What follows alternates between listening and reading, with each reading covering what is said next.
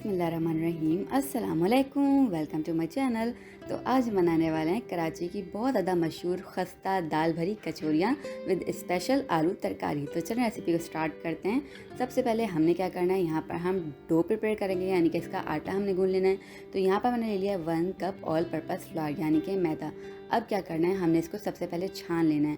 तो कोई भी आप आटा जब भी इस्तेमाल करें, किसी भी किस्म का फ्लावर, तो आप छान कर लाजमी इस्तेमाल कीजिएगा। यहाँ पर मैंने इस तरीके का एक अदद छन्ना रखा है और आटे को मैंने छान कर इसके अंदर शामिल कर लेना है, सिंपल सा। अब बाज़ार से बहुत ज़्यादा बेहतर, लाख गुना बेहतर जो है ना, अब आप घर के अंदर खुद बना सकते हैं। इतनी मज़ेदार और खस्ता सी होंगी ना, और ख़ुद भी आप सेटिस्फाई होंगे कि ये आपने खुद घर में बनाई हुई है। तो चलिए, यहाँ पर मैंने आटा अच्छे से छान लिया है। यहाँ पर शामिल कर रही हूँ सॉल्ट, तकरीबन हाफ़ टी स्पून। साथ ही साथ ऐड कर दूँगी 1 टेबल स्पून इसके अंदर ऑयल डालना है, सॉल्ट डालना है। फिर आपने अच्छी तरीके से इसको मिक्स कर लेना है, देखिए इस तरीके से। फिर हमने हल्के हल्के करके इसके अंदर पानी को शामिल करना है और इसका डो प्रिपेयर कर लेना है, यानी कि हमने अच्छा सा आटा इसका गूंद लेना है। जितना भी पानी आपको रिक्वायर्ड हो इसके अंदर वो शामिल कीजिएगा, लेकिन हल्के हल्के करके ही पानी को हमने शामिल करना है। बस देखें, यहाँ पर हम मज़ेदार सा आटा गूंद रहे हैं कचौरियों के लिए। बहुत ही कम मसालों के साथ ये बहुत ही शानदार सी कचौरियाँ बन के तैयार होती हैं। बाज़ार में काफ़ी ज़्यादा एक्सपेंसिव मिलती हैं, लेकिन अब आप घर में खुद बना सकते हैं और बहुत ही कम बजट में घर में मौजूद चीज़ों के साथ ही बन जाती है। देखिए, यहाँ पर मैंने थोड़ा सा पानी और ऐड करके इसको आटे को गूंद लेना है। और मज़ेदार सी एक अदद मैं इसके साथ आपको आलू तरकारी बनाना सिखाने वाली हूँ, बहुत बहुत मज़ेदार सी। वो आप आम रूटीन में भी घर में सुबह नाश्ते वगैरह में बनाकर इस्तेमाल कर सकते हैं, संडे वगैरह। तो देखिए, यहाँ पर आटा अच्छे से गूंद गया है। अब मैंने क्या करना है, इसको रख देंगे ढककर तकरीबन 10 मिनट के लिए, तब तक बाकी प्रिपेयर कर लेते हैं हम। यहाँ पर मैंने ले लिया चना दाल, इसको मैंने बॉयल कर लिया। देखिए कितनी अच्छे से सॉफ्ट ये पूरी की पूरी गल गई है। तो आप भी इसी हद तक इसको पकाइएगा कि अच्छे से हाथ से ना इस तरीके से मैश हो सके। साथ ही साथ मैंने इसके अंदर ऐड कर दिया धनिया तकरीबन मैंने इसके अंदर शामिल किया 1 टेबल स्पून चॉप्ड हरा धनिया। साथ ही साथ ऐड कर रही हूँ इसके अंदर half teaspoon salt, half teaspoon लाल पिसी हुई मिर्ची, half teaspoon red chili powder.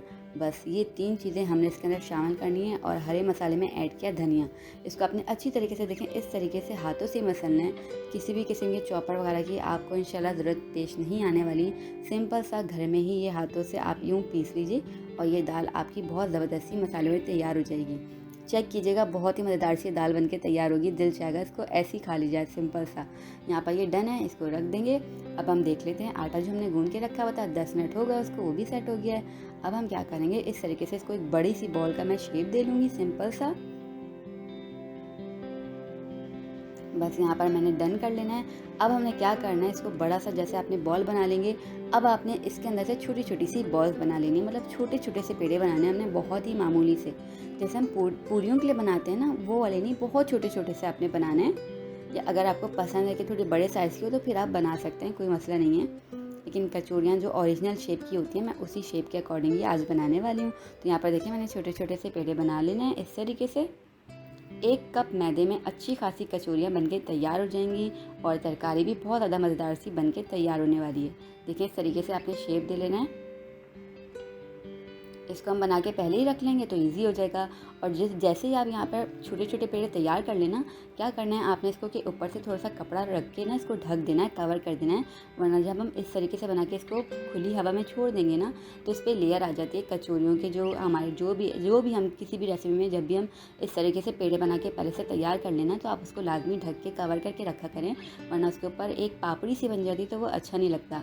अब देखें, आपने हल्का सा हाथों से इसको फ्लैट करना है, जो आपने पेड़े बनाए हुए हैं। फिर थोड़ी सी क्वांटिटी में आपने यहाँ पर जो दाल पीस के रखी हुई थी उसको इसमें फिल करना है और इस तरीके से आपने इसको लॉक करना है। देखिए, लॉक लाजमी करना है ताकि आप जब इसको बेलें तो ये फट के निकले नहीं, वरना आपका ऑयल ख़राब हो जाएगा। ठीक है, अच्छे से आपने लॉक करना है इसको। फिर अगेन इसको इस तरीके से हाथों की मदद से आपने शेप दे लेना है। थोड़ा सा लाइट सा प्रेस करना है और फिर इसको भी हम रख देंगे। इस तरीके से क्या होगा, हमारा काम जो है जल्दी हो जाएगा और झटपट से जब हम फ्राई करने के लिए खड़े होंगे तो ये सारी तैयारियां हुई होंगी, तो झटपट से सब चीज़ें फ्राई होती रहेंगी। बस आपने लाइट से इसको फ्लैट करना है, हाथों से ही हो जाएगा आराम से। मुश्किल पेश आए तो आप रोलिंग पिन का इस्तेमाल कर लीजिएगा, कोई मसला नहीं है। इस तरीके से देखिए, मैंने फ्लैट किया।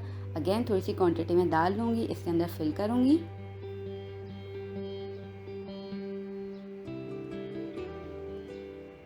आपने इसको अच्छे से लॉक करना है।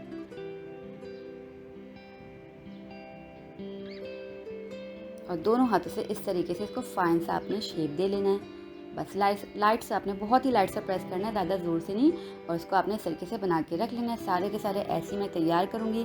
अब क्या करूँगी, मैं इसको रोलिंग पिन की हेल्प से ना इस पॉइंट पे थोड़ा सा फ्लैट करूँगी। बस इससे क्या होगा, दाल हमारी अच्छे से जो है ना पूरे के पूरे पेड़े में फैल जाएगी आराम से। बस आपने अच्छा सा इसको बहुत ज़्यादा ज़ोर नहीं लगाना है, वरना ये जो कचौरी है ना वो फट जाएगी और दाल निकल जाएगी आपकी। ठीक है, इस तरीके से आप इसको शेप दे लेंगे और सारी की सारी आपने ऐसे ही तैयार कर लेनी है। आ गया ना कितना फाइन सा मज़ेदार सा खूबसूरत सा शेप, बस ऐसी तैयार कर लेनी है आपने। एक और मैं बेल कर दिखा देती हूँ यहाँ पर। ये काम हम जब पहले ही से करके रख लेंगे ना तो हमें बहुत ज़्यादा टाइम नहीं लगेगा, जल्दी जल्दी से हमारी ये फ्राई होती रहेंगी और हम एंजॉय करते रहेंगे। शाम में आप चाय के साथ बना लीजिए, वैसे बना लीजिए, बहुत ज़्यादा मज़ेदार सी बनती हैं। कम बजट में बनने वाली एक बहुत ही शानदार सी रेसिपी है। सारी ऐसी बना के रख लेनी है। अब चलें फ्राई कर लेते हैं फटाफट से।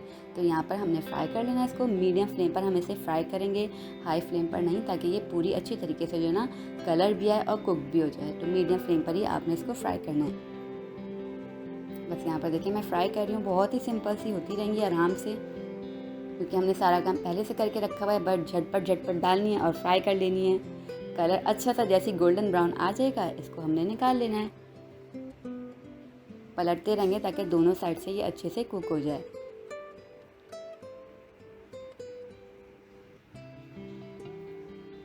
बस देखें यहाँ पर अच्छा सा कलर आना शुरू हो गया है। अच्छा सा और ज़्यादा गोल्डन कलर आएगा तो मैं इसको निकाल लूँगी। यहाँ पर देखिए मज़ेदार सा खूबसूरत सा कलर आ गया है। ऐसे ही हमने सारी की सारी फ्राई कर लेनी है। अब झटपट से तैयार कर लेते हैं आलू की तरकारी मज़ेदार सी।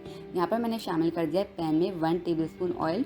ज़्यादा ऑयल की भी ज़रूरत नहीं पेश आएगी। साथ ही साथ ऐड कर दूँगी मेथी दाना, तकरीबन 2 चुटकी करीब मेथी दाना डाल दिया है। साथ ही साथ 2 चुटकी मैंने इसके अंदर डाल दी है कलौंजी। और यहाँ पर मेरे पास है कड़ी लीव्स, यानी कि कड़ी पत्ता जो होता है वो। बहुत ही ज़्यादा सी मज़ेदार सी खुशबू होती है और बहुत ज़्यादा ये फ़ायदे भी रखता है, हमारी हेल्थ के लिए बहुत ज़्यादा फ़ायदेमंद होता है। तो ये डाला आपने लाइट सा, इसको आपने बहुत ही लाइट सा पकाना है। इतना ओवर कुकिंग नहीं करनी है इसकी कि जो मेथी दाना है वो काला नहीं हो, वरना तरकारी जो है ना वो आपकी कड़वाहट की तरफ चली जाएगी। तो अब देखिए मैंने यहाँ पर 1 अदद आलू ले लिया, बॉयल किया उसको और बहुत ही रफ सा इसकी कटिंग कर दी है, बिल्कुल मामूली सी ना। तो बड़े साइज़ का आलू लिया था, बॉयल किया और इस तरीके से काट लिया है। अच्छा सा आपने इसको इस तरीके से ऑयल में सारी चीज़ें डालने के बाद आलू को शामिल करना है। अच्छा से इसको मिक्स करेंगे हम।